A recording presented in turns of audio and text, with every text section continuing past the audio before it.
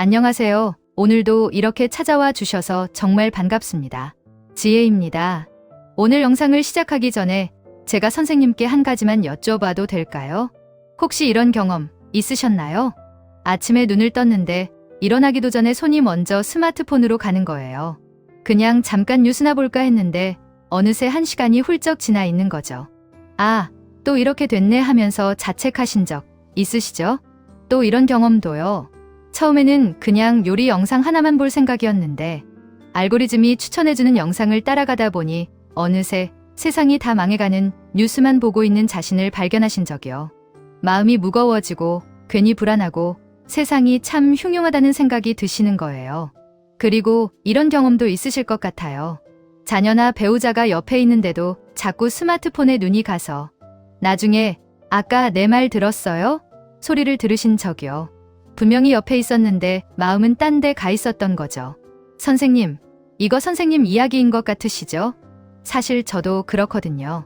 그리고 우리만 그런 게 아니에요.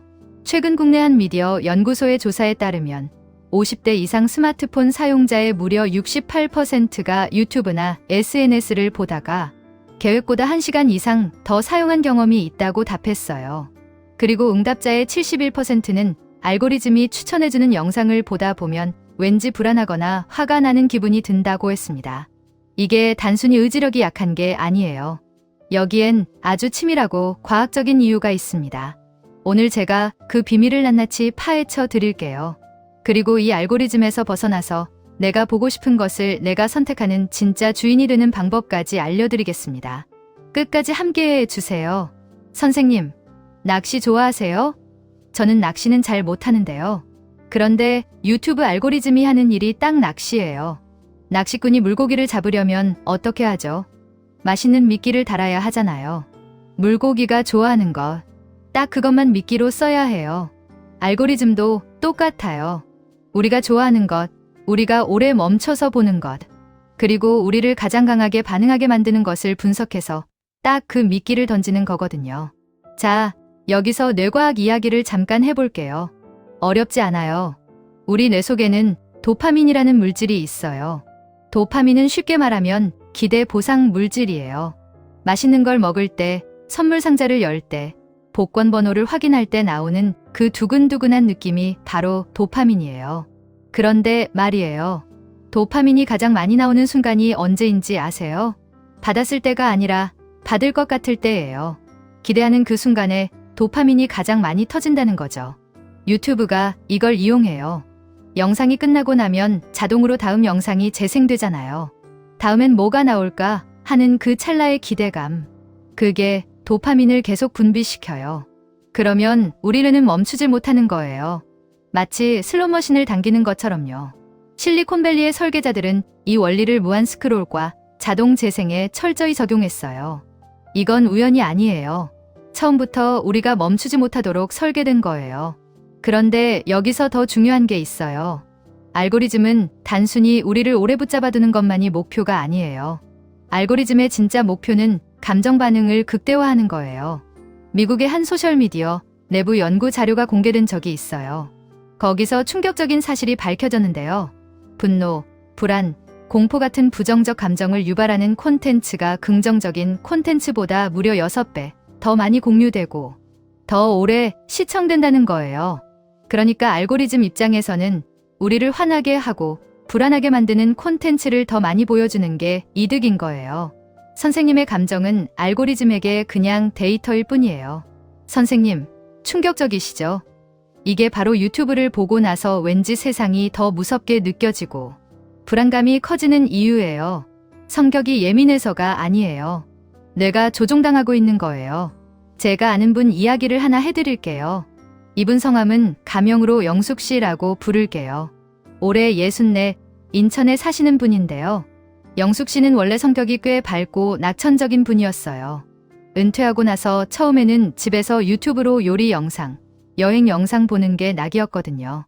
그런데 어느 날부터인가 유튜브가 뉴스 채널을 추천하기 시작했어요.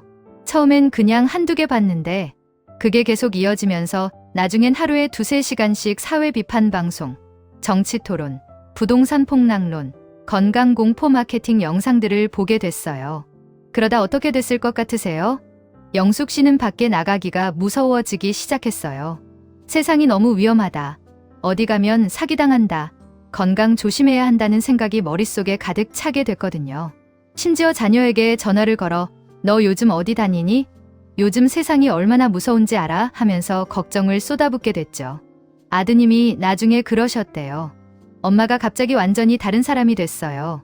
원래 그렇게 걱정이 많은 분이 아니었거든요. 이분이 변한 게 아니에요. 알고리즘이 이분의 세계관을 바꿔놓은 거예요. 6개월 동안 매일 공포와 분노를 유발하는 영상들을 봤더니 뇌가 그것을 현실로 인식하게 된 거죠. 이걸 심리학에서는 가용성 편향이라고 해요. 자주 보고 쉽게 떠오르는 것을 더 자주 일어나는 일로 착각하는 거예요. 범죄 뉴스를 매일 보면 실제보다 세상이 훨씬 위험한 곳처럼 느껴지는 것처럼요. 선생님, 우리 세대는 사실 더 취약해요. 왜냐고요? 이유가 있어요. 우리 세대는 정보를 찾아서 보던 세대예요.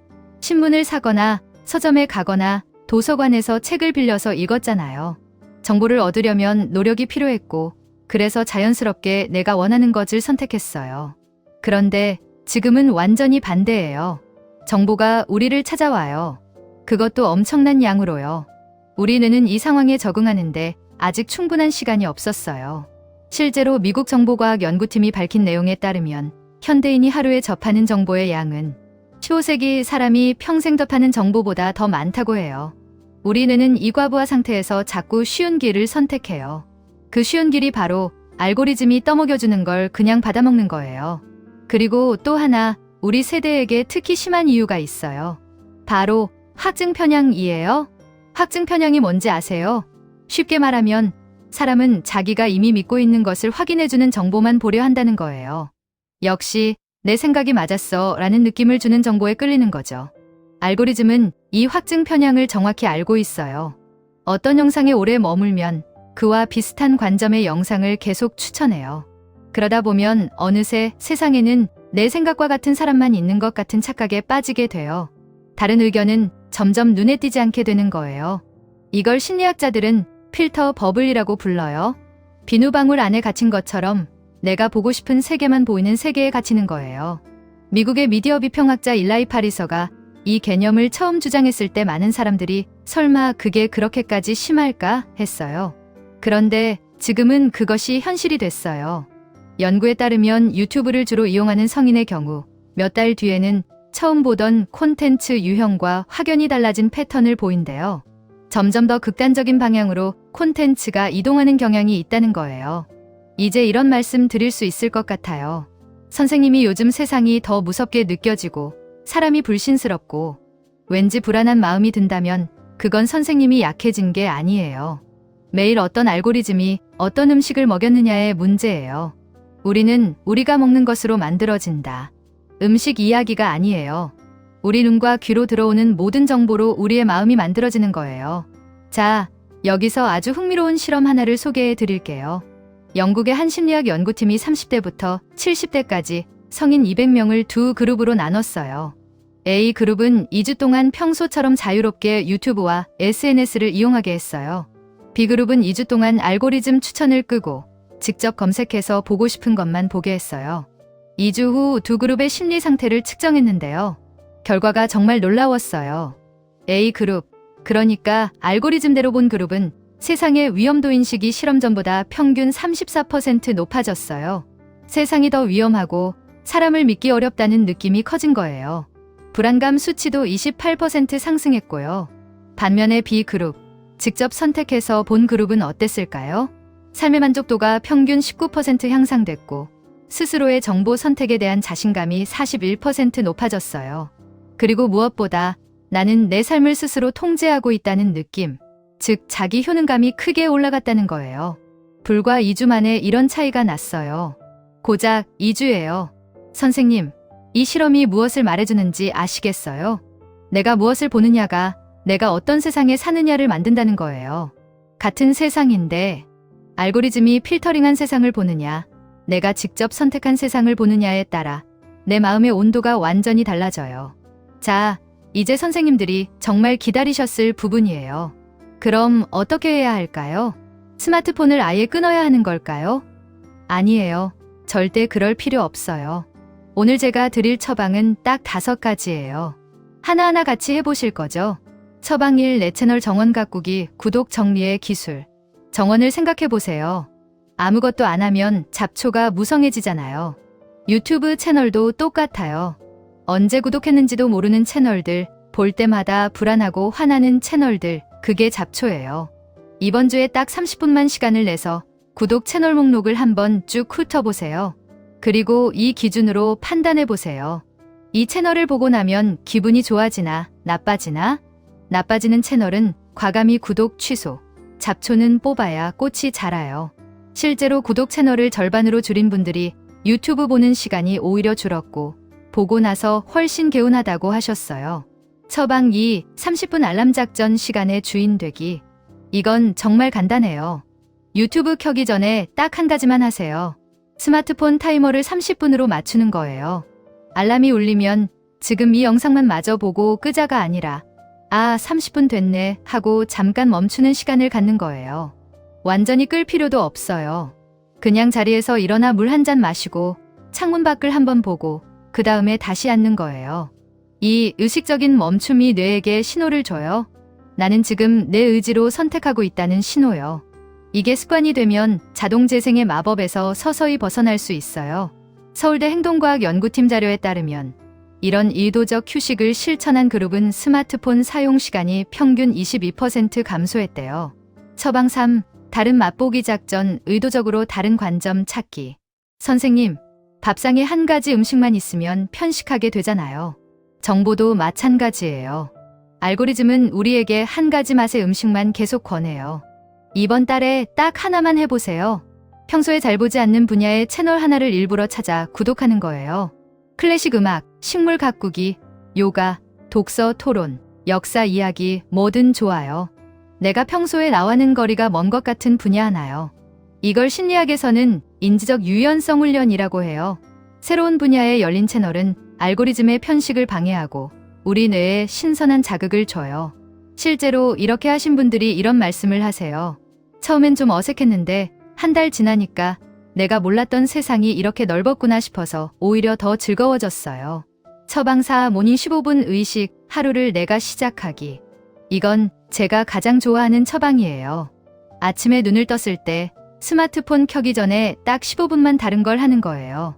창문을 열고 바깥 공기 마시기, 따뜻한 커피 마시기, 어제 감사했던 일 3가지 떠올리기, 오늘 하고 싶은 일 1가지 생각하기. 어떤 것이든 좋아요. 이게 왜 중요하냐고요? 우리는 아침에 처음 받아들이는 정보에 굉장히 민감해요. 아침에 불안한 뉴스로 하루를 시작하면 그 감정이 하루 종일 이어지는 경향이 있어요. 반대로 평화롭고 감사한 마음으로 시작하면 뇌가 하루를 훨씬 긍정적인 필터로 처리해요. 이걸 모닝 루틴 의식이라고 하는데요. 미국의 심리학자 로버트 치알디니 박사는 하루의 첫 15분이 그날 하루 전체의 심리적 톤을 설정한다고 했어요. 하루의 시작을 내가 설계하는 거예요. 처방 5. 현실 확인 질문 3가지, 알고리즘에 속지 않는 뇌 만들기. 마지막 처방은 생각하는 습관이에요. 유튜브를 보다가 뭔가 강하게 감정이 올라오는 순간이 있잖아요. 화가 나거나 너무 공감되거나 충격을 받거나요. 그 순간 딱 이 3가지 질문을 스스로에게 해보세요. 첫째, 이게 내가 직접 경험한 일인가? 아니면 누군가가 편집해서 보여준 건가? 둘째, 이 반대편 이야기도 있을까? 셋째, 이걸 보고 나서 내 마음이 좋아지나 나빠지나? 이 3가지 질문만 습관이 돼도 알고리즘이 우리 뇌에 심으려는 편향된 세계관을 걸러낼 수 있어요. 이건 비판적 사고라고 하는데요. 어렵게 생각하실 필요 없어요. 그냥 내 감정의 출처를 한번 확인해보는 것이에요. 이 5가지를 다 하셔야 하는 건 아니에요. 딱 하나만, 제일 쉬워 보이는 것 하나만 오늘부터 시작해보세요. 자, 오늘 우리가 함께 알아본 것들을 정리해볼게요. 유튜브 알고리즘은 우리가 오래 머물수록 강하게 반응할수록 이득을 보도록 설계되어 있어요. 그래서 분노와 불안을 자극하는 콘텐츠를 의도적으로 더 많이 추천해요. 우리가 매일 보는 것이 세상에 대한 우리의 인식을 바꾸고 심지어 성격처럼 느껴지는 것들까지 바꿔놓아요. 이건 선생님의 잘못이 아니에요. 처음부터 그렇게 설계된 거예요. 하지만 우리에겐 이미 훌륭한 능력이 있어요. 멈추고 선택하는 능력. 알고리즘은 빠르지만 우리의 지혜는 더 깊어요. 5가지 처방 중에 딱 하나만 오늘부터 해보세요. 구독 정리 한번, 30분 알람 맞추기, 다른 분야 채널 하나 구독, 모닝 15분 의식, 또는 현실 확인 질문 3가지. 하나면 충분해요. 선생님, 내가 보는 것이 나를 만들어요. 그러니 우리가 무엇을 볼지 선택하는 것. 그것이 바로 우리 인생을 설계하는 일이에요. 알고리즘에게 내 하루를 통째로 맡기지 마세요. 오늘부터 선생님이 그 주인이에요. 오늘 영상이 도움이 되셨다면 구독과 좋아요 꼭 눌러주세요. 그리고 이 영상을 꼭 보여주고 싶은 분이 계시다면 공유도 부탁드려요. 선생님의 소중한 사람들이 알고리즘의 편향에서 벗어나는데 이 영상이 작은 도움이 됐으면 해요. 선생님, 오늘도 이렇게 끝까지 함께 해주셔서 진심으로 감사해요. 선생님이 오늘 하루도 평화롭고 따뜻하고 자신의 삶을 스스로 선택하는 하루가 되셨으면 해요. 지혜였습니다. 사랑합니다.